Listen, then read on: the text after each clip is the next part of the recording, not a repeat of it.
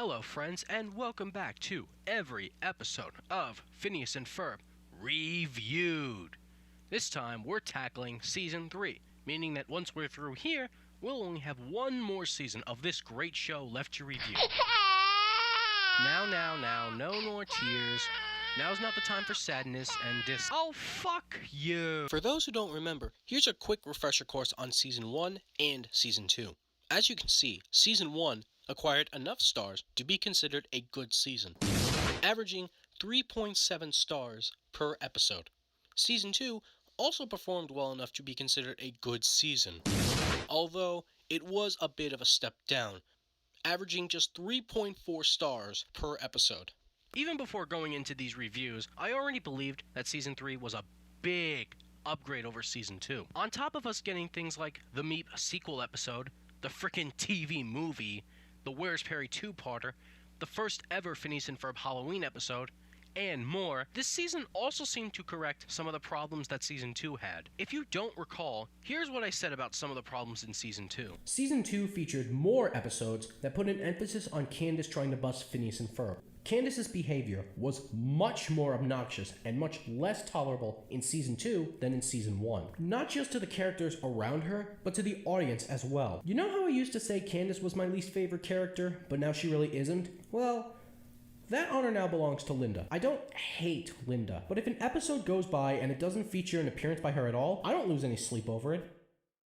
Season 3 did cut down on the episodes that focused solely on Candace busting the boys. Instead, what seemed to happen is the busting thing sort of became just that, a thing that happened at the end of each episode, while her story was more mundane and enjoyable. This was a really smart thing the show did. As a result of this change, Candace became much more tolerable, not just in her mannerisms, but in her performance and her voice acting. There really wasn't a single episode where I felt uncomfortable in any way watching her perform. Usually, when a character starts to go downhill in a show, it never really gets better. They just keep digging the character deeper into an irredeemable hole, but this show never did that with Candace. That's just one of the many reasons why I consider Phineas and Ferb to be above and beyond its peers. Hell, I even tolerated Linda's character a little more in Season 3. And look, I've wasted enough time as it is. Let's do this. We've got 62 total episodes to cover here, since I've already covered the movie, so let's just get started. Episode 301A.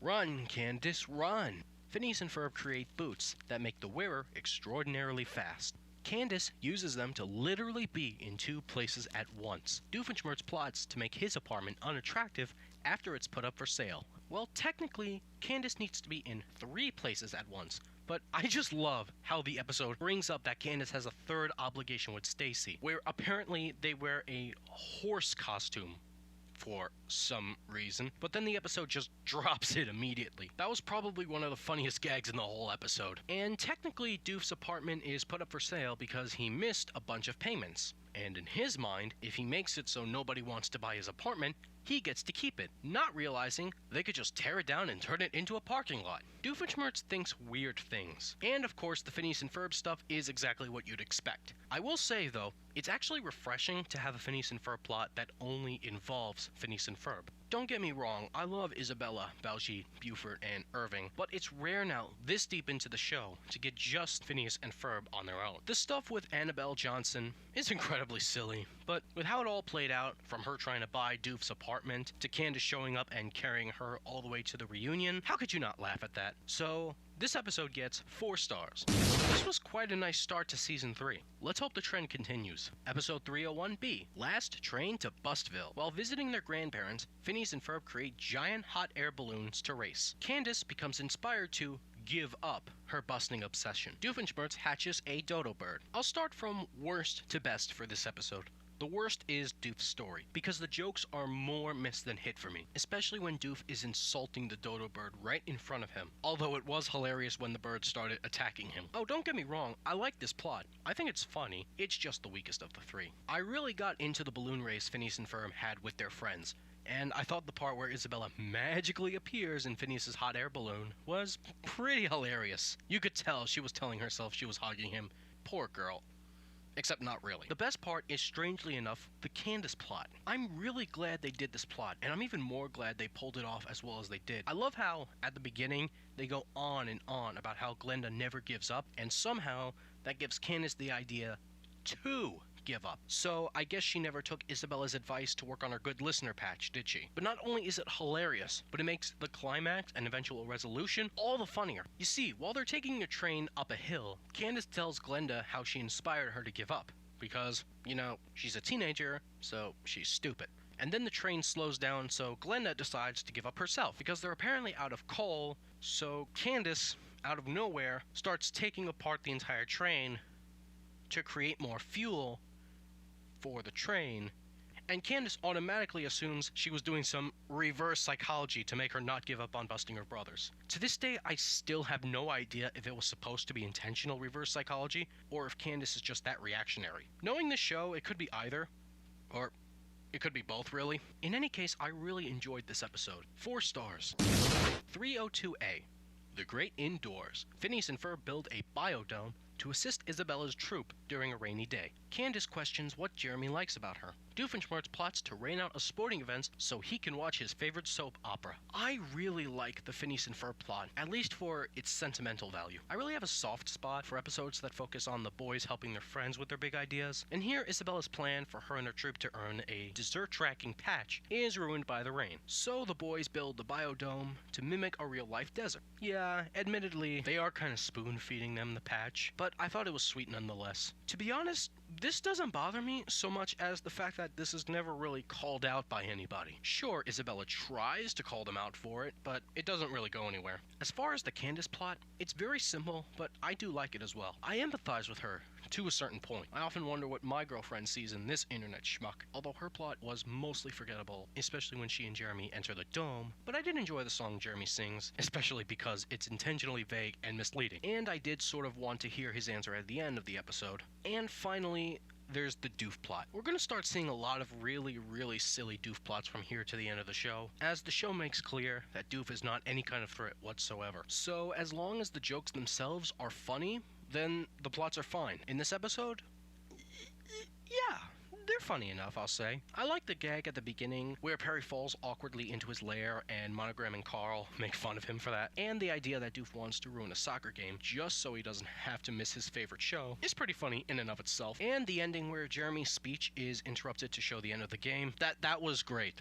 That was great. All in all, this one gets 4 stars. So far, Season 3 is off to a really good start. 302B, Jeremy. Phineas and Ferb create a giant robot dog. Doofenshmirtz creates a Combinator, which accidentally zaps Candace and Jeremy. Love the title, by the way. I think, oddly enough, what bothers me most in the episode is the Isabella subplot, if you could even call it a subplot. So, she tries to get some alone time with Phineas by inviting him to a movie, but their big idea, and then trying to get Candace unstuck from Jeremy, get in the way. I can't exactly put my finger on it, but it's very tedious and not very enjoyable here. It's just her waiting for Phineas to wrap up his big idea, and him showing absolutely no urgency to do so. Honestly, it's pretty annoying. What really sucks is that in past episodes, and in some future episodes, we see that he's more than willing to put his big ideas aside if she can't participate in them, and is even willing to dedicate some exclusively to her. So not seeing either of those things here is really weird.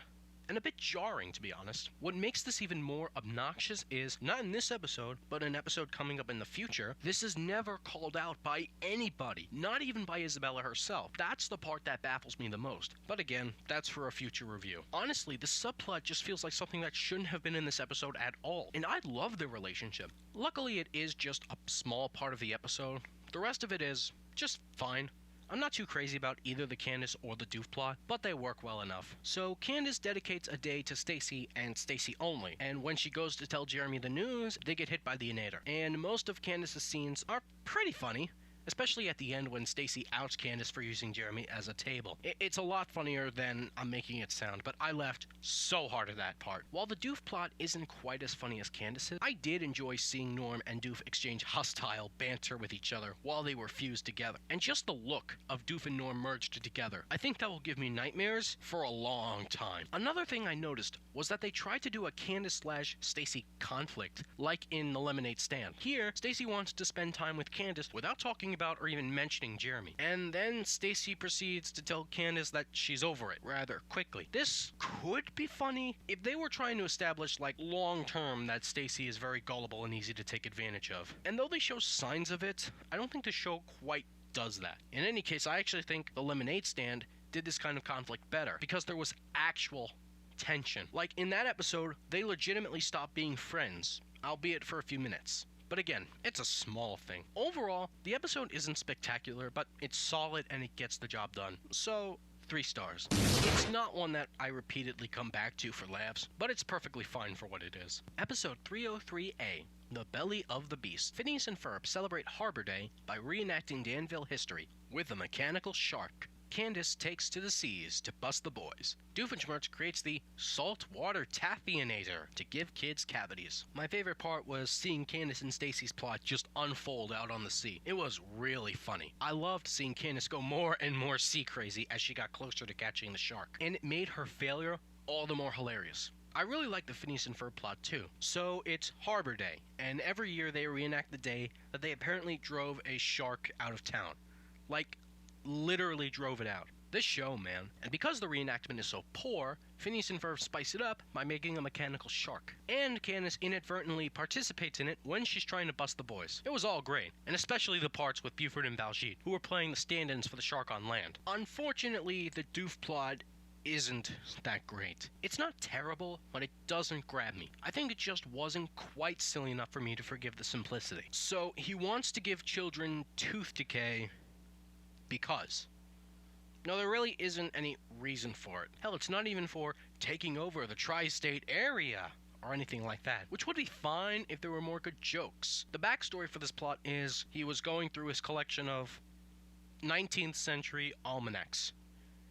I don't know, maybe if the backstory was actually tragic, or at least more funny, then maybe I could forgive it. But here, there's nothing like that. The action scenes are fine, I guess, and admittedly the part at the end where Doof gets tangled in a bunch of taffy, as well as the boy's mechanical shark, were kind of amusing. Not to mention the very end, when we see the surface and one bubble pops up and Doof yells, "Curse you, Perry the Platt!"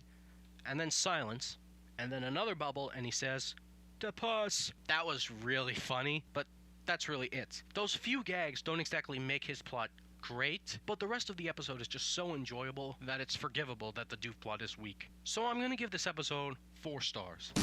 Episode 303B, Moon Farm. Phineas and Ferb take cows to the moon to make the best tasting ice cream ever. Candace attempts to make a fancy dinner for Jeremy. Doofenshmirtz plots to give himself a green thumb. And it takes him until halfway through the episode to realize that the phrase green thumb is an actual metaphor. That quote over there had me up a wall in laughter. It was so funny. It was just amazing. This is one of those episodes that, for me, it just does every single thing right. Nearly every single joke hits bullseye. The stories are all interesting, compelling, and they have satisfying payoffs. And there's a really sweet ending that just ties this episode up in a neat little bow.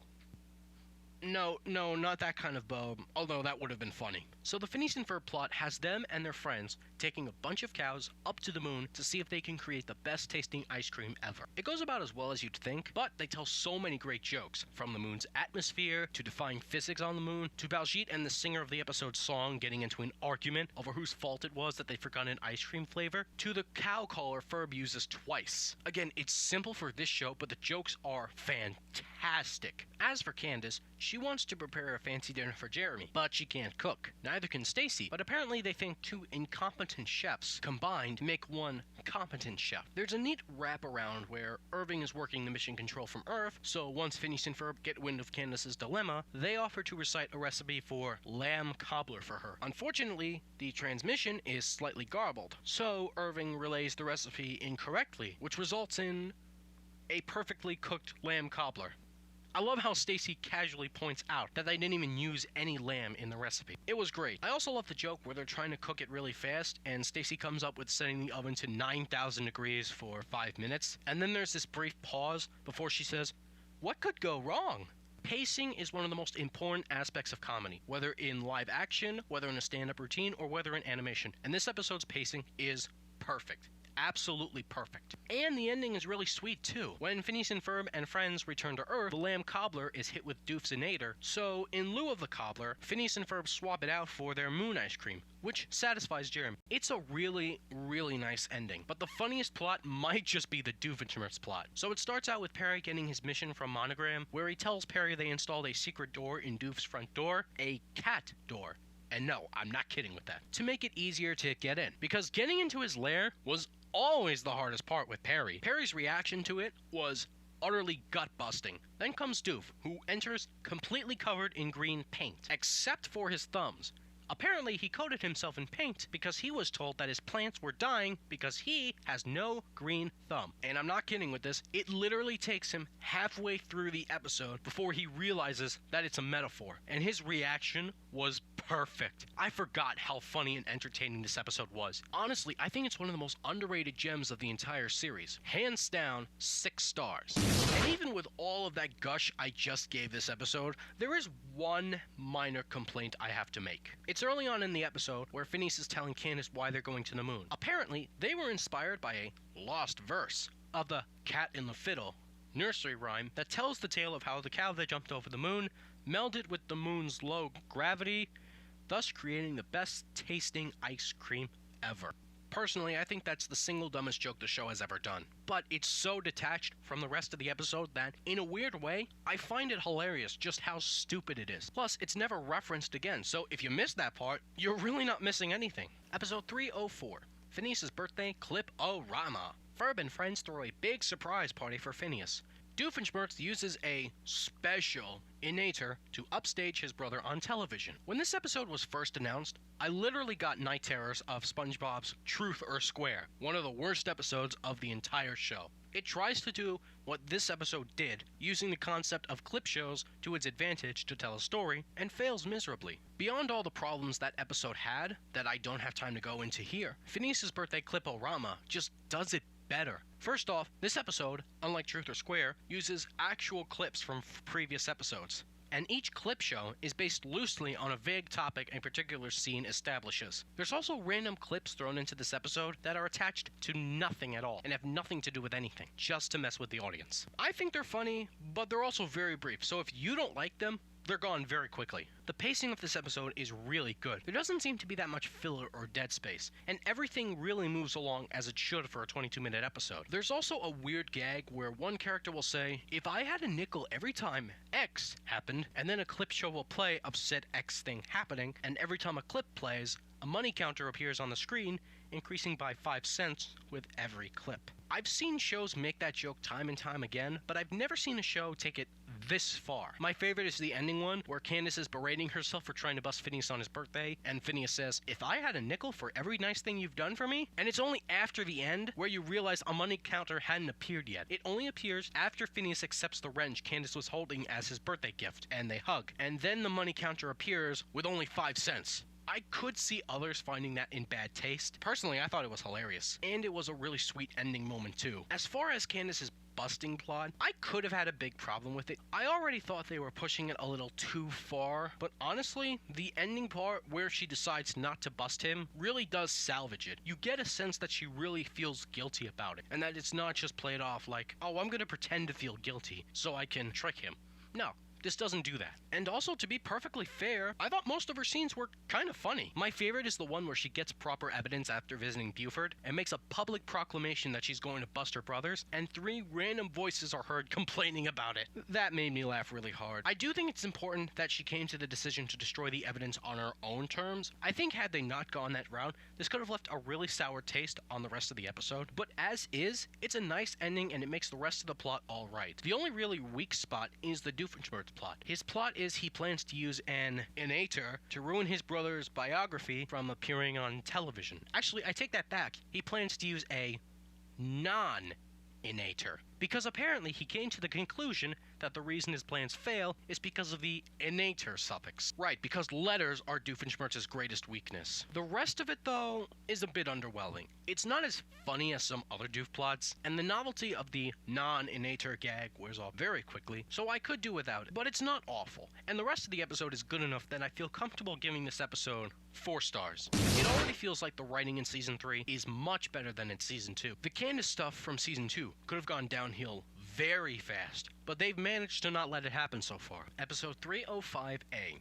Ask a foolish question. Phineas and Ferb make a computer that can answer any question. Candace uses it to try and bust the boys. Doofenshmirtz loses the catalyst to his latest inator. My favorite parts of the episode are the random doof explosions near the end, and the general idea of the Phineas and Ferb plot. See, that may be the premise of the episode, but it's not really what it's about.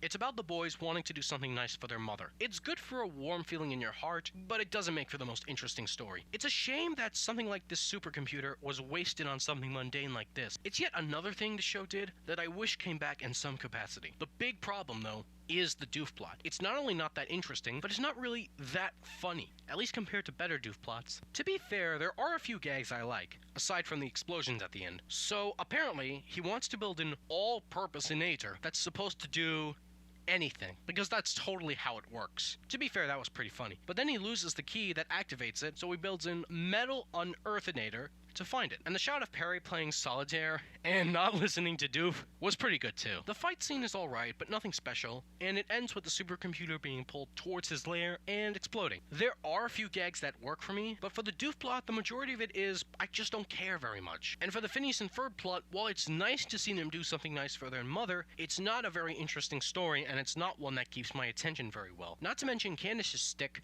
of just asking the computer how to make her mom see, quote, what her brothers have done. And then the computer tells her exactly what to do, sees it play out, and the plot technically succeeds. It's nothing special. I give this episode 3 stars. There's nothing wrong with it, and nothing that I would say is must avoid. If you like this episode and the plots and the jokes, fine. For me, there's just better material out there. 305B. Misperceived, monotreme. Phineas and Ferb turn their house into a fun house. Candace takes Perry to a pet wash, forcing him to miss his 100th battle with Doofenshmirtz. Doofenshmirtz creates a least likely inator. I don't really care that much for this episode. The stuff with Candace and Perry, while cute, really isn't all that interesting. And as funny as I think the idea of Doof finding just a random platypus that bests him through chance and dumb luck is okay, it gets old after a while. Not helping is the fact that it keeps cutting away to Monogram and Carl watching the battle unfold. Apparently, the fact that this was apparently Perry's 100th battle with Doof is very important to them. What baffles me, though, is that it's established in Across the Second Dimension that Perry's been involved with Alka and with Phineas and Ferb for at least 5 years. Is the show trying to imply that Perry has only been fighting Doof for this one summer? Technically, this was the 121st broadcast episode, so that's the only thing that would make any semblance of sense. Especially if the logic was that Perry went through several years of training before he was assigned an actual nemesis. Either that was the implication, and they set it up very poorly, or the writers dropped the ball big time. I guess the Phineas and Ferb Funhouse stuff is nice, and it's the best part of the episode, but it doesn't do too much more than just keep my attention briefly. So, 2 stars. Episode 306A, Candace disconnected. After her new phone breaks, Candace turns to Phineas and Ferb for help. Doofenshmirtz creates the pick-em-up-inator to pick up his daughter from class. I think this episode is more of a guilty pleasure for me than anything. Don't get me wrong, I like it a lot, and I think it's good, even though it's probably not as great as I'm about to make it sound. I do like the parts with Candace after Phineas and Ferb built her a brand new phone. And when she refuses to let them teach her how to use it, she inexplicably gets transported to a place called Easter Island. That was hilarious to me, as was the part where the pick-em-up-inator picks Candace up and brings her home, only for her to get transported back to Timbuktu. That ending gag was great. And while the Doof plot as a whole isn't all that interesting, the parts with the sarcastic Normhead prototype and the song really do make up for a lot of this plot's shortcomings. Also, I found it kind of entertaining how Vanessa both cursed and then thanked the inator for picking her up from class and dropping her off at home. But there really isn't much to the Doof plot beyond those things. Like I said, for me, it's a guilty pleasure, but even so, I still think it's good. While there aren't quite as many jokes as previous episodes, the ones in this episode just really make me laugh, especially the Normhead prototype. He pretty much steals the show here. So, after a lot of thought, I'm going to give this episode 4 stars. I can honestly see people feeling that it's either deserving of more or less. Also, what kind of mother would keep buying their child phone after phone when they prove that they're too irresponsible to keep it safe? 306B, Magic Carpet Ride. Phineas and Ferb create a flying carpet to replicate Lawrence's childhood show. Doofenshmirtz plots to ruin Mayor Doofenshmirtz's art unveiling. This episode is mostly known for its Aladdin-styled song, but I think that's kind of underselling it. This episode is really good.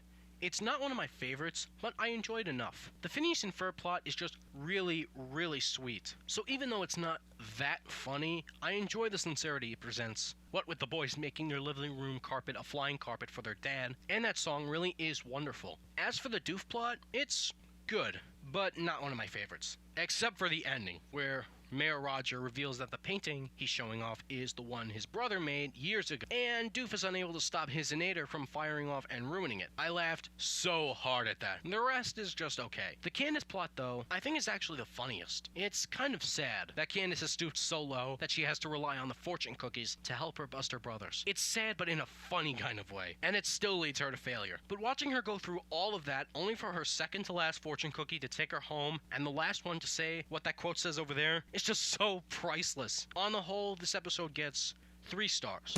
I was close to giving it 4 stars, honestly, but I don't think the Doof plot was quite entertaining enough for me to justify that rating. Aside from that hilarious ending, it's a whole lot of build-up with nothing more of substance. At the end, Doof doesn't even fight Perry when he disables his hovercraft, and they both plummet to the ground. It's a bit disappointing, but nothing wretched, and I can give it a pass because of that ending. 307A, Bad Hair Day. Phineas and Ferb help alleviate Candace's bad hair day before an important date with Jeremy. Doofenshmirtz develops a very, very bad inator. The Phineas and Ferb / Candace stuff is totally fine, and to be honest, I really did like the chase scene between super hairy Candace and Jeremy's mother. By the way, fun fact, if you didn't know, Jeremy's mother is voiced by none other than Jane Lynch, and it's a perfect fit. The plot itself is really not that complicated. Candace has a bad hair day, Phineas and Ferb invent a thing to help fix it, Candace incompetently tries to use it and results in her growing more hair than she can handle, making her resemble an endangered species. She's saved at the end, Doof takes her place as the hairy beast, and is sent to a faraway reserve for her safekeeping. By the way, that song at the end is utterly hilarious. As for the Doof plot, there aren't as many funny jokes here as in the other plot, and honestly, the idea that Doof assembled an inator based on parts from his old inator and struggles to figure out what the new inator does, I feel like I should be laughing at this, but I just don't. I just didn't. But the parts where Doof gets covered in Candace's hair and is shipped off to the reserve and sings that song and then collapses, that was super funny. Ultimately, I give this episode 3 stars. One other thing, in the song, Doof sings a lyric about how he'll lose consciousness in 17 seconds. I timed it, and he literally loses consciousness 17 seconds after that lyric. And then the episode ends. That one joke makes up for a lot of the Doof slowness. 307B, Meatloaf Surprise. Phineas and Ferb build a giant bounce house. Candace bids on a prized souvenir from her favorite band. Doofenshmirtz enters the Danville Meatloaf Festival cook-off. This is another one that I don't care for very much. The stuff with Phineas and Ferb is just fine, but it's also really short. I wasn't too crazy about Candace's plot either, except for the end when she gets to sing with the band, Tiny Cowboy. And Doofenshmirtz's plot, while it had funny moments, especially the end when he had to be hospitalized for eating his own disgusting meatloaf, wasn't too spectacular either. Jamie Oliver has a guest role in this episode, and I assume there was a tie-in to promoting healthy eating and stuff. And the quote over there by Monogram did get a raucous laugh out of me, but I just really don't care that much for this one. 2 stars. I could see everyone else in the world loving this episode. For me, it's just a blur. So now let's take a step back and examine what's coming up. The next episode in production order is Tri-Stone Area, the first of Season 3's time shift themed episodes, where we're thrown into different time periods and locations, and the Phineas and Ferb characters are just thrown into the fire. I would have really liked to be able to review all of them back to back to save us the trouble. The problem is that they're not together in production order. So I'm assuming this really isn't a concrete theme that the production team put together themselves. I'm assuming it's something that Disney did last minute and just had the episodes available and just cobbled them together into this event. Now, they are closer together in broadcast order, but I'm not reviewing these episodes in broadcast order. Frankly, because the broadcast order is all screwed up because of the Disney XD and the Disney Channel discrepancies, and I'm not even going to try to start picking it apart. So I'll review them as they come up in the episode order, and then when I've reviewed the last one, I'll come back and I'll give my overall thoughts on this quote-unquote mini-series, if you will. With that out of the way, let's keep going. Episode 308A. Tri-Stone Area. Stone Age Phineas and Ferb invent the wheel. Stone Age Doofenshmirtz plots to make his digs more upscale. And yes, I know they have different names in this episode. I'm just calling them by their usual names for convenience sake. This episode is really good. First off, I love the fact that every line spoken in this episode that aren't by live-action Dan and Swampy, except for 2 lines near the end, are spoken entirely in cave talk. That's a huge risk to take, especially since there were no subtitles. You have to rely solely on what is presented to you in the animation. Granted, it's a very simple plot for both Phineas and Ferb and Doofenshmirtz, but I still think it works for what they were going for. Doof's plot is really funny too. I especially love his reactions when he's dissing his own digs. And while I'm not completely crazy about Dan and Swampy's parts, they at least serve a purpose here, and did get an occasional laugh out of me. And the song in the episode is pretty nice, even if it is just a caveman version of Gitchy Gitchy Goo. So, a great episode. 4 stars. 308B. Doof Dynasty. Phineas, Ferb, and friends rescue Princess Isabella from the evil Doofus Khan with the help of an old warrior, Master Perry. I think this is my least favorite of the time shift episodes, and I'm not entirely sure why. I mean, it's perfectly fine. As a story, it works. I like the entire sequence that took place during the song while Perry's training them. I also really kind of liked the tease that this universe's Phineas has a thing for the Isabella of this universe. I mean, it's funny now, but not so much later. I even liked the dragon/warrior fight that climaxes the episode, and I even liked the gag where they reveal that it was Phineas and Ferb's ancestors who built the Great Wall of China. And of course, not even taking, 40, 50 years to build will slow Phineas down. Even if it is my least favorite of the time shift miniseries, it's still really good, and there's nothing really wrong with it. So after a lot of debate, I've decided to give this episode 4 stars. I do believe the funny jokes in this episode, plus the story, are enough to keep it from being a 3-star episode. But like most episodes, I could totally understand people going both ways.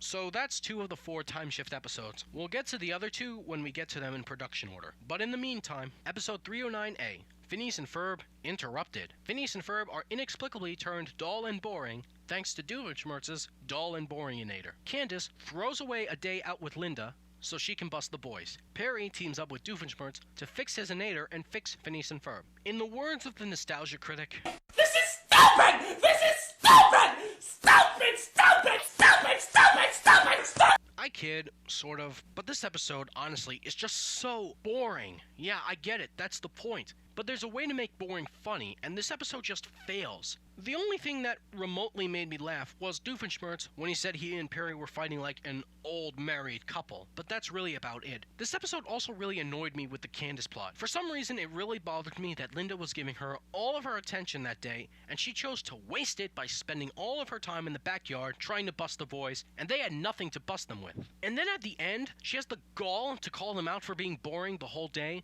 after they just frickin' saved her life. Yeah, she acknowledges that they saved her life, but no, just no. This was Season 2 Candace in full force. The Doof plot is honestly the most interesting thing in this episode. His interactions with Perry are kind of nice, and it's enjoyable enough, but that's it. It's a 2-star episode. I really don't like this one very much. 309B. A real boy. Norm longs to be loved by his creator.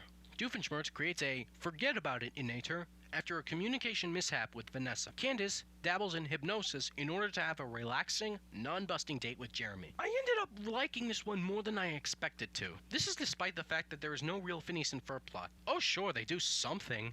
They build a spring suction cup toy thingy, but that's pretty much the D plot of this episode. And honestly, that's okay. My favorite part is Candace's story here. She wants to get the idea of busting out of her brain so she's able to relax on her date with Jeremy. What's the solution? Hypnotism! Yeah, why not? It goes about as well as you think it does, but the entire thing is just so hilarious, especially when after she winds up back home, it's only after she's unhypnotized that she realizes she ditched Jeremy. They tell so many jokes with this plot, including having Candace succeed and fail to bust the boys multiple times in the span of about a minute. I almost felt bad for Candace. Almost. Really, I think the weak plot is actually the Doof plot, or rather, the Norm plot here. It's really weird. Okay, he wants to be treated as Doofenshmirtz's son. This seems to come out of nowhere. Like, I've watched all these episodes, and before this episode, I don't recall any significant hints that Norm wanted to be Doof's son. I think the closest we got was maybe Hail Doofania, but even then that's a stretch. And It's a little disturbing here. Like, when he's rebuffed, he becomes depressed and sings a sad song about it. All the while, Doofenshmirtz thinks he's hurt Vanessa's feelings when he thinks she heard him say out loud that he'd rather have a son. And so he creates the forget about it in nature to make her forget. But then it's revealed that Vanessa was wearing earbuds the entire time and didn't even hear him. Then it blows up in Doof's and Norm's face, and Doof forgets pretty much everything about himself for a brief moment. And Norm tries to take advantage and try to trick him into thinking he's his son. So, yeah, there's a lot going on in this plot alone. I'm still not entirely sure if this is a good plot or a bad plot. All I know is that it's very weird, especially in its execution. But the ending is really dumb. He's sitting in a closet listening to Vanessa's tunes when Doof comes in and they do that joke where they trick you into thinking Doof's gonna say something nice to Norm, only to turn around and have him throw more shade at him, only for Norm to say that he accepts Doof's apology? What? Where did this come from? Was there like a miscommunication on the staff or something? This is really jarring, and it feels like it's so detached from any level of in-universe logic, it kind of hurts the episode as a whole. But honestly, I think the Candace plot itself is so funny and enjoyable that it brings the rest of the episode up as a whole. So, 3 stars. Yeah, the Candace plot helped a lot here. Episode 310A. Mommy, can you hear me? Phineas and Ferb contact a cosmonaut friend in space. Candace is stuck in bed after an injury. Doofenshmirtz hosts a chicken soup-themed escapade. I couldn't care less about this episode if I tried. I just cannot get into it. First off, the Candace plot reuses elements from Put That Putter Away, with her asking Stacy to help her bust the boys. Not only that, but this time it just feels half-assed and uninteresting.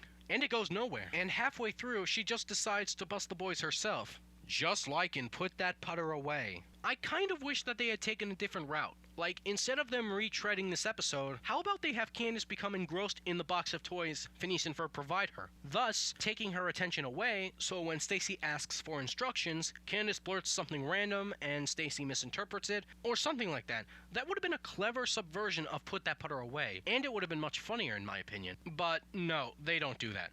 Speaking of that episode, while that episode had the amazing advantage of the cool golf course, this one has the boys trying to initiate intergalactic contact with an astronaut to wish him a happy birthday? I don't care about this plot in the least. It's not very interesting, nor is it really funny. The only thing I remotely laughed at was the ending, where Ferb shows up as a fetus to the now elderly astronaut just to wish him a happy birthday. That part was really funny, but more of a what the hell kind of funny. And the Doof plot is really stupid too. So apparently Doof's plan was motivated due to finding what he thinks is a fly in his soup. So he wants to make his own deli to put the other deli out of business. Obviously it fails, but I didn't find myself really enjoying it in any way. I have to give this episode 2 stars. I seriously question the creative decisions behind this episode. Beyond it just being a literal retread of Put That Putter Away, only 1,000 times less funny, not even the Doof plot is enough to salvage this episode. Also, that title is really freaking stupid.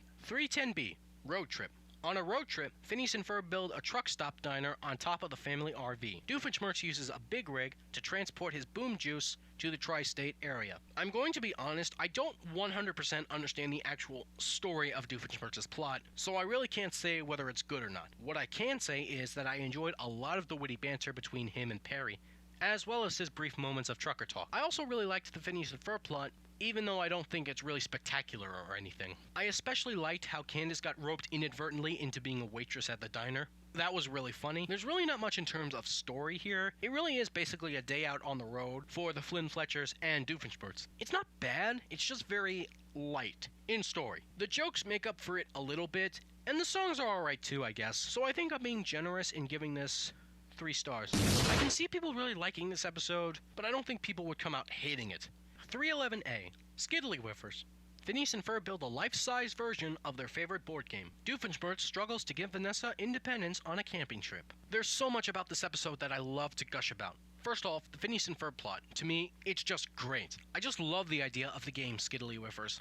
Even if this episode had been just about everyone playing the normal-sized version of the game, I think I would have enjoyed it just as much. But the fact that they make life-size versions of the game pieces and dice, or die as Baljeet points out is the singular, by the way, that quote, freaking hilarious. while also using the entire town of Danville as the game board. I got so wrapped up in the game and seeing it unfold that I wished the episode was 22 minutes instead of 11, just so I could see more of it. I was a tad bit bothered by Candace's behavior during the episode, but only a tad. She does brag about winning, especially after she wins the life-sized game, but it also feels like she genuinely loves playing the game, and that she had fun with her brothers. And her behavior isn't like in episodes such as Candace's Big Day or No More Bunny Business, or Thaddeus and Thor. It's perfectly tolerable here. The Doof plot is also not only compelling, but funny and sweet too. It's nice that for once we have a show where a father gives a crap about his child's safety and well-being. Even though he is going too far and still somewhat sees her as a little kid, you can't ever say that he doesn't care about her. So naturally, the logical solution here is to don a disguise and pretend to be a random stranger and spy on her camping trip to make sure nothing bad happens. Not only do I find so many of these jokes utterly hilarious, but the heart shines through so well. Neither side is technically wrong. It's perfectly understandable that Vanessa wants to be given a chance at independence, and it's understandable that Doof wants to worry about her safety. And in the end, he does get his chance to protect her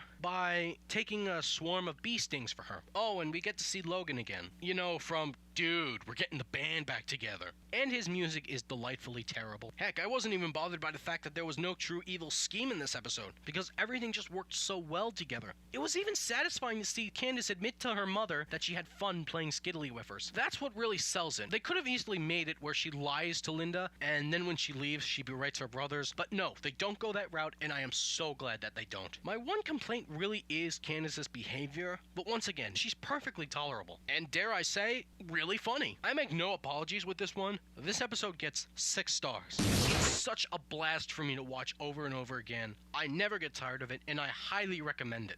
Episode 311B, Tour de Ferb. Phineas and Ferb set up a bike race across Danville. Doofenshmirtz creates a pop-up inator to annoy the folks of the tri-state area. So, for some reason, Baljeet's family has a tragic backstory involving bike races, where apparently he comes from a long line of men who bike raced and got attacked by tigers. I know this is supposed to be a joke, or a setup to a joke, but I don't find it very funny. It feels very Deus Ex Machina to me, and not in the good kind with the Doof plot and the Phineas and Ferb plot intersecting. What was really the point of giving Baljeet a tragic backstory? Why couldn't this episode have just been about having an extreme bike race or something? But then I guess the cameo by Greg LeMond wouldn't be as funny? Yeah, his bit is fine and tolerable. I'm not too crazy about it, but I can live with it. And the race itself is enjoyable to watch when it's not focused on tiger attacks and all that bullshit. I didn't care much for Candace's busting shtick at all, but I did find it really funny when she literally dragged her mother out of the shower in nothing more than a towel, just to bust the boys. Candace, you are very lucky she had a towel. The Doof plot is alright. I'm not nuts about it, but there were a lot of good jokes here too, with Doof having to do a commercial with a wombat as a young adult, plus his intentionally stupid wire wordplay. And yes, I'm assuming that it was intentional. Overall, I give this episode 3 stars. For what it is, it's enjoyable enough, but I still question the decision to give Baljeet a tragic backstory. Episode 312, My Fair Goalie. Ferb's British cousins visit and challenge him and his friends to a soccer match. Phineas and Ferb conquer Football X7. Candace enlists help to learn proper etiquette. Doofenshmirtz falls ill and struggles to conduct his everyday routine. This episode is just great. So, we meet Ferb's British cousins for the first time, and for the most part, they're alright. They're a little snobbish, but only a little. It's most definitely tolerable. Apparently they take issue with the fact that, in their eyes, Ferb has become too American? Strangely enough, this portion of the plot is really never dealt with until the end credits, where Ferb just states that he's neither American nor British. He's just Ferb. Honestly, it's kind of stupid, it's not even the main focus, and it doesn't go anywhere. Really, the crux of the plot is when they get to wanting to actually play the game and Ferb inexplicably disappears, and then it's explained that apparently Ferb has the Emu curse. And the explanation for that curse was just so funny. So then we get to the game where Phineas and Ferb, of course, build the ultimate soccer game called Football X7. I really liked the jokes in the video they showed about the history of Football X7, especially the Professor Ross Eforp joke. When it's time for the actual game, Ferb does show back up to help his friends, even with the curse. While the game itself isn't overly too compelling, it doesn't have to be, and what matters is the ending, and I absolutely freaking love this ending. where after a convoluted scheme of things happen and Ferb's curse is quote-unquote broken, he kicks what would be the winning goal and he misses it, resulting in the game ending in a tie. You know what? I just love that they did that. Usually in this kind of plot, they'll have the good guys win the game, like every time, but here it's just a tie. They don't even make them lose. It's literally a tie. This is made even more funny when Phineas outright questions whether they actually broke the curse, and Ferb just states they did, and sometimes you just miss. Funniest line in the episode. This is one of my favorite Phineas and Ferb stories of Season 3. Not just for the story, but for the comedy too. And I even love Candace's plot. So, she asks Ferb's cousin Eliza to teach her proper etiquette. And so she does. The jokes that they tell during the lady song are hilarious, especially Candace's bookshelf remark. Eventually, she does turn Candace into a proper lady, but shock of all shocks, Jeremy liked her just the way she was. And once she realizes this, she immediately drops the act. I love that it's literally immediate, like she couldn't care less. And she goes back to trying to bust her brothers. And at the end, when she fails, Jeremy and Eliza just go, yeah, that's our girl. I sort of wish this plot got more time. Like, we got to see more of Candace's transformation to a proper lady. Still, it's an enjoyable story, and I really love seeing it play out from start to finish. The Doofenshmirtz plot leaves a little bit to be desired. To be fair, I love some of the jokes, like how Doof's own hubris in thinking he could go without his vitamins for a single day is what got him sick. Then there's the if a tree fell in the forestinator, which is so freaking stupid, but in the best kind of way. Unfortunately, the rest of it is just a little slow. I know it's intentional to play up the illness, but at the same time, there's not really much there beyond the few jokes with the Inator. It's not bad by any means, but it definitely just feels a bit lacking. Though I did really like the bit near the end, where Perry leaves to thwart Doof, who's fallen asleep, only to come back and give him a blanket. Oh, and there's a weird D-plot with this soccer team called Nostrils on the Bus. Their bits are basically they're just on the bus for most of the episode. They're okay. This episode is just really enjoyable. It's wonderful. All of the plots have a lot going for them, even the Doof plot, so it's really hard to give this episode anything other than 5 stars. I just go back to this one a lot because it's so good and so funny, and even so heartwarming in some cases. Episode 313A, Perry the Octopus. Perry inexplicably becomes the spokes animal for Totally Tooled, forcing his double life into hiding. Candace attends a retreat to help her stop busting. Doofenshmirtz acquires a new nemesis. Again. First off, that fun fact I found. That is a really, really weird scheduling gimmick for this episode. Anyway, onto the actual episode itself. It's good, but honestly, it doesn't stand out too much. I do like several of the bits though, like how after they finish with Perry's spokes animal appointment, there's this sweet sequence during the song where Phineas and Ferb just spend time with Perry. It's nice, but that's about it. It's nice. But the Doofenshmirtz plot? Look, we've already seen this concept before. You know, of him getting a new nemesis for one reason or another. Whether it's Peter the Panda from It's About Time, or Planty the Potted Plant from No More Bunny Business. When you start reusing concepts for stories, you really have to put a really, really interesting twist on it to make it stand out from the rest of them. Or just make sure your jokes are really, really funny. And here, it really doesn't. The joke here is that Agent S, Sergey the Snail, has been assigned to Doof while Perry is in hiding. But then something stupid happens. Midway through the episode, Monogram contacts Perry and tells him to go stop Doofenshmirtz anyway. I want you to keep in mind that at this point in the episode, the Totally Tools ad campaign hasn't yet been destroyed by the plot. So here's my question. Why the hell did you have him go into hiding anyway if you were just going to ignore the reasons behind it and have him go save the day anyway? The entire reason he was sent into hiding was because the Totally Tools ad campaign featured mindless pet Perry wearing a fedora. See, it would have made more sense had they destroyed the ad campaign before they sicked Perry out on Doof. Then the last act of the episode could have been just the wrapping up of the Doof plot. Yes, I know they do it because the plots have to intersect to make Candace look bad, but this is a major plot hole in the Doof plot that makes no sense and isn't funny. Oh, and there's the stupidity of the scene where Doof apparently tells Perry that only one agent can thwart him at a time due to the Alka bylaws. Wait, what? What kind of dumb rule is that? First of all, when does a villain ever care about following the rules? Secondly, why would Perry care about following the rules if it means letting the bad guys win? Third of all, none of this matters anyway because Perry frees Sergey from his trap and he takes Doof down despite the fact that he's a measly snail. And I thought it was bad when Planty the Potted Plant did it. But to that episode's credit, it was at least Doofenshmirtz's own hubris and incompetence that made Monogram and Carl think that Planty defeated him. And it's not funny. Luckily, the Candace plot is what salvages the episode. It's not only my favorite plot of the episode, it's one of my favorite Candace plots, period. And it's a busting-centric plot. So that's saying a lot. So she goes to this retreat that's meant to help her get over her obsession with busting. And it's led by Mandy. Yay, Mandy's back! You know, from the episode Thaddeus and Thor. The jokes in this plot are just fantastic. My favorite is the one with the positive reinforcement machine. Especially the twist that it was none other than Phineas and Ferb who built it. And it's not even until the end of this plot where she goes from not busting them to busting them.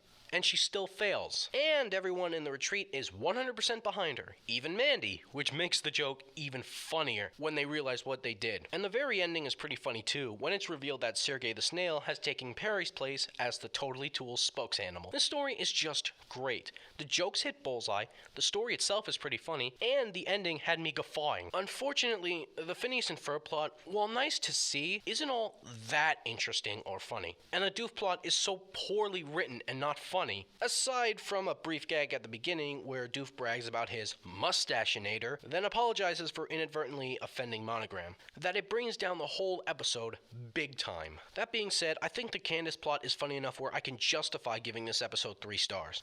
Watching this episode all these years later, I cannot believe how badly they botched the Doof plot. 313B, Bullseye. Lawrence Fletcher is mistakenly redirected to the Love Muffin Pageant of Evil, with Perry watching closely. Candace mistakes Linda's junk sculpture for a Phineas and Ferb big idea. The Doof plot in this episode totally steals the show. This is honestly one of my favorite Doof plots of the entire series. A literal pageant hosted by a group of evil men.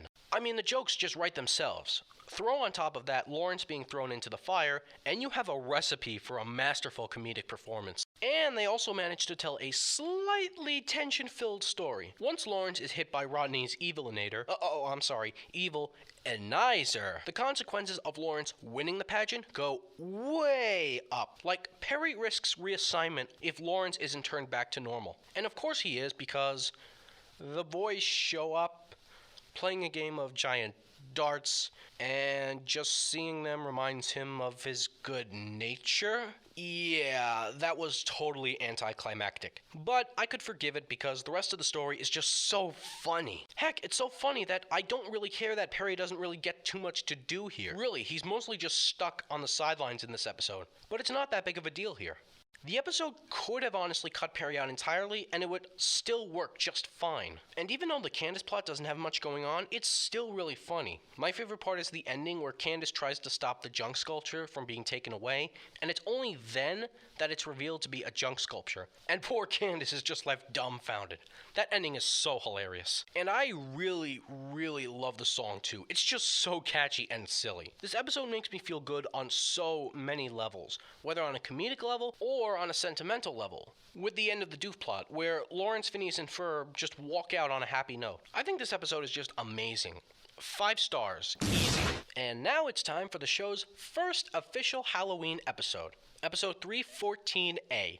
That's the spirit. On Halloween night, Phineas and Ferb encounter a boy who is convinced his house is haunted. Doofenshmirtz is inadvertently transformed into a were-cow. This episode is just plain fun. As the first Halloween episode of the series, I was impressed with what we got. The old, this house is haunted, this house is not haunted trope is a classic. But the episode still manages to bring good things to it. The kids come across this one boy named Russell who convinces them his house is haunted. So they go in and try to stop it, only to be met with such things as a humanoid jack-o'-lantern, a floor that gives out and sends them into a graveyard-style basement, a zombie infestation, and then at the end, it turns out it was just the boy and his parents pulling a Halloween prank on them. As much as I was kind of expecting it to be a prank, it was still neat to see them take the charade so deep into the episode before pulling the curtain. Meanwhile, Doof's story is just so funny and out there that I can't help but love it. Apparently, Doofenshmirtz declared war on grass because he's Doof, and so he got a cow to eat it, but the cow was too slow.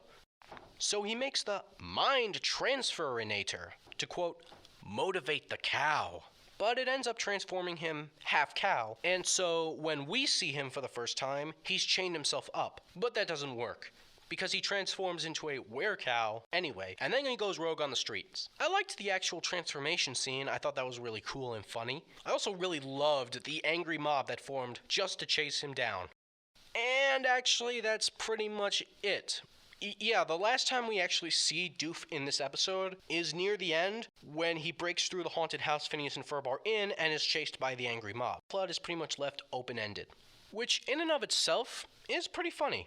Although, good luck to him on the next full moon. As a whole, this episode is really enjoyable, especially for the first Halloween episode. So, 4 stars. And I'm very glad that this wouldn't be the last Halloween special this show would get. But that's for a later time. Episode 314B, The Curse of Candace. After experiencing a bat bite and running into Phineas and Ferb's big ideas, Candace becomes convinced she is a vampire.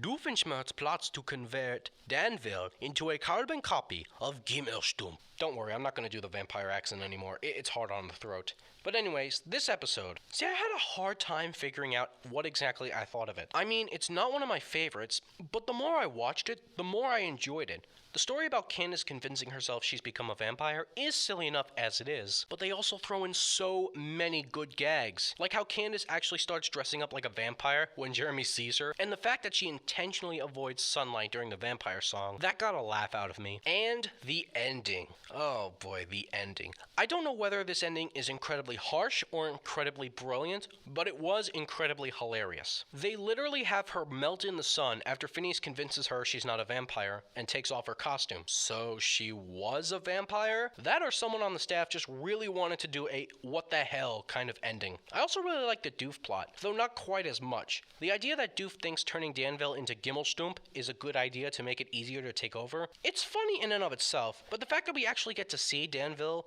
get temporarily transformed into a Gimmelstump replica, that was pretty funny. When it hits the townsfolk, they actually talk and act like people in Gimmelstump. It's the funniest thing.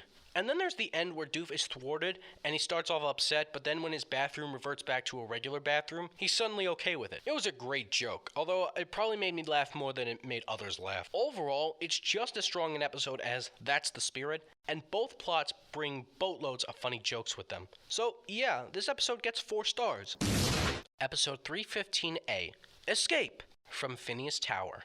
Phineas and Ferb build a computer-controlled escape tower that becomes fully sentient. Doofenshmirtz plots to ruin Roger's important meeting with his Rudinator. So the boys build their own escape tower and challenge themselves to escape within 15 minutes. What I love about this is that they do make it computer-controlled, so it's not just them following their own map. You know, they actually have to think on their feet. That is, until the tower becomes fully sentient. I don't just mean it functions the way a computer functions, I mean it develops an actual bad attitude. And it starts putting the boys in legitimate mortal danger, culminating at the end when they escape, but the tower just traps them in a plastic dome anyway. That is, until the boys outsmart the tower by forcing it to expand its dome to the entire galaxy, when they bring up the fact that they have friends all over the world and even in space. I love this story for the suspense, which is actually legitimate for a change, the great jokes that work, especially Baljeet's funny quip over there, and the fact that the story has 0 elements of Candace busting her brothers. Why? Because she spends the entire episode sleeping. No, really. Her appearances amount to her sleeping in a hammock. And the kids all plotting to mess with her by pulling various pranks, such as spraying whipped cream on her face and on her hand, dipping her hand into water to make her pee herself, drawing a mustache on her face. There's never really a reason given for her spending the plot sleeping and not busting the boys. There's no setup, it's just she sleeps throughout the plot and misses everything. I did get a lot of joy out of watching the kids kind of mess with her in her sleep, but there was no reason to have her here at all. If you were just going to have her sleeping with no setup that connects to the Phineas and Ferb plot, you should have just cut her out entirely. The episode would be no different. On the Doof side, his plot is really funny too, albeit with less plot. The gist of his plot is that he wants to ruin an important meeting his brother Roger has with the Ambassador of England by making Roger be really rude to her because he was always better at politeness than Doof was. So his Rudinator is designed to take care of that. So he and Perry go to town hall and Doof fires his inator. And then Roger suddenly starts acting rude to her. And the episode actually tricks you into thinking that the beam hit Roger. But here's the thing, it actually didn't. It's not revealed until a short time later that it hit the tower instead. And the tower starts acting rude and aggressive towards Phineas and Ferb, putting them in situations that could actually do severe harm to them. But it's not revealed until after the boys escape and are trapped in the dome that Roger's rude act towards the ambassador was just that, an act. Pretending to be rude to her to show her why it's wrong on National Good Manners Day. I'm going to be honest, I thought the fake out was totally hilarious, but there is one minor complaint I have. The timing. It's kind of wrong. Here's what I mean. Here's the basic timeline of how this plays out. It starts with Doof firing his Inator, and then Roger starts acting rude to the ambassador. Then the escape tower begins to act a little rude towards the boys.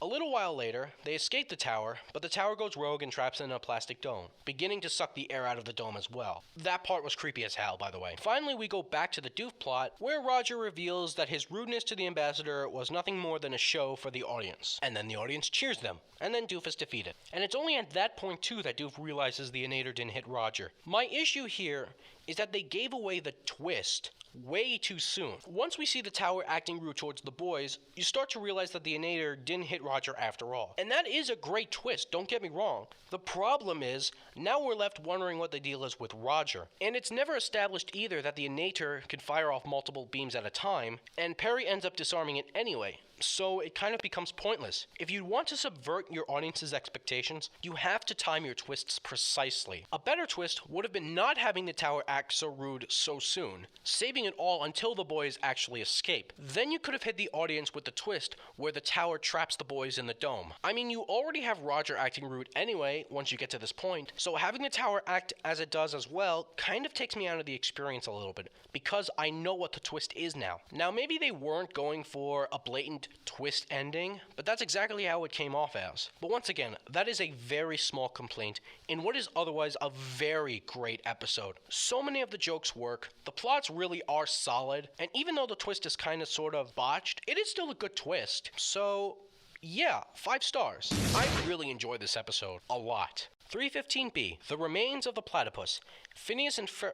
No, wait, stop. Wait a minute. What is that? What? Folks, I'm sorry. Everyone, hold on, I'll fix this. There we go. The Remains of the Platypus. Phineas and Ferb create Cheesetopia. Doofenshmirtz makes Perry his evil butler. All told, backwards? What? This is by far the weirdest episode of the show for me. Think about it. They literally tell the entire story backwards. So they give away how it ends at the beginning. And we have to sit through the whole thing to see how it actually begins. It's so bizarre. I have a lot of respect for the people behind this episode for deciding to do this. But as much as I hate to admit it, it's hard for me to sit through this episode because of the backwards gimmick. There are videos on YouTube where someone has taken the episode and edited it to play as a normal episode, and I'm fairly certain that I found one of those episodes at some point in this review as well. Because even if you take out the gimmick, it's not half bad. I liked the Phineas and Ferb plot with the idea of Cheesetopia. I especially loved how Major Monogram, of all people, got roped into a cheese-eating contest, despite the fact that he's completely seriously allergic to cheese. I enjoyed all of Buford's silly cheese puns. I even liked how the kids for once acknowledged that the big idea inexplicably disappeared instead of just Candace. And the Doof plot isn't even that bad either. He actually goes through with making Perry his evil butler. Yeah, remember in the episode Day of the Living Gelatin, where Doof tried to introduce an Inator to try and make Perry evil, but it didn't really go anywhere? Well, this time, it actually does go somewhere. Of course, Perry reverts back to good at the end of the episode, but he is turned evil for a little while. Doof does succeed in this department, which leads to him throwing a big party. And I loved the scenes where Carl, in a squirrel outfit, tries to break in and fails. And of course, Perry ultimately saves the day and disperses the party. As is, the episode is fine, but outside of like 1 or 2 really great gags, it's unspectacular. I give this episode 3 stars. Even if it didn't have the backwards gimmick, I would probably still give it the same rating. There's nothing bad about this episode, but the backwards gimmick, at least for me, is a bit hard to get through. The worst part about it is that it's so in your face. Like, every time they're skipping to another time, they have to pop up and remind you with a time card. And then you're left remembering, oh yeah, this is being told backwards. It's not bad. I'm glad they tried it, but I'm also glad that they never tried it again. 316A, Ferb Latin. Phineas and Ferb invent their own language, Ferb Latin, resulting in a confused Candace. Doofenshmirtz plots to use propaganda to his advantage. This is just a fun episode. It's nothing outrageously complex. The boys make their own language, and practically everyone in town becomes fully consumed by it, except, of course, for Candace, who slept through it during a massage, and obviously Linda and Lawrence, because plot. And it's just a really fun story, especially the song. I really enjoy this song a lot. As for Candace, it was hilarious seeing her stumble through town trying to figure out what was going on. And the jazz hands gag was just phenomenal. On the doof side of things, it's weird, but a fun kind of weird. See, he thinks people will believe anything they read, and actually he's not wrong given the state of things today. So he installs a software into Norm that will print out leaflets that read whatever he says, because he thinks the font on them is bold enough where it'll make people believe it. It's funny because it's so damn stupid. And seeing Doof have to deal with Norm, who's also been swept in the Ferb Latin culture, was just hilarious. Guess how the Ferb Latin is erased? No, really, guess. It's two mostly simple plots with a lot of jokes thrown in, and that's what makes it so enjoyable. Sure, there are episodes I love that are more complex or more intense, but sometimes simple works better. It's not like in my file of must-see episodes, but I still enjoy it plenty, and I do recommend it if you're curious. 4 stars. 316B, lots of latkes. Phineas and Ferb make their own potatoes for the Senior Lodge Latke Festival. Hijinks ensue. Doofenshmirtz plots to make his own Spartan army. Honestly, this episode is a tad forgettable. It just gets lost in the shuffle of so many great episodes, except for one thing, the song. The episode's song, Frenemies, the Baljeet and Buford duet, is one of the funniest and most entertaining songs I've listened to for this show. Every time I hear it, I just burst into laughter. For some reason, their voices just blend together so well for this style of music. As for the rest of the episode, well, there's nothing wrong with any of it. I enjoy the Phineas and Ferb plot, and we did get to meet Isabel's grandmother for the first time, but there's nothing that really stands out aside from the Buford potato hybrid thing, I guess. The Doofenshmirtz plot is honestly kind of forgettable too. I mean, the story is decent enough, but I don't find much of it really funny. I guess maybe Doofenshmirtz getting his outfit confused for another historical time was funny, I guess. But that's mostly it. I give this episode 3 stars. Because as indifferent as I am to it, there's nothing really wrong with it, and comedy is subjective, and I guarantee you that the song, at least, will rope you into this episode to check it out. 317A.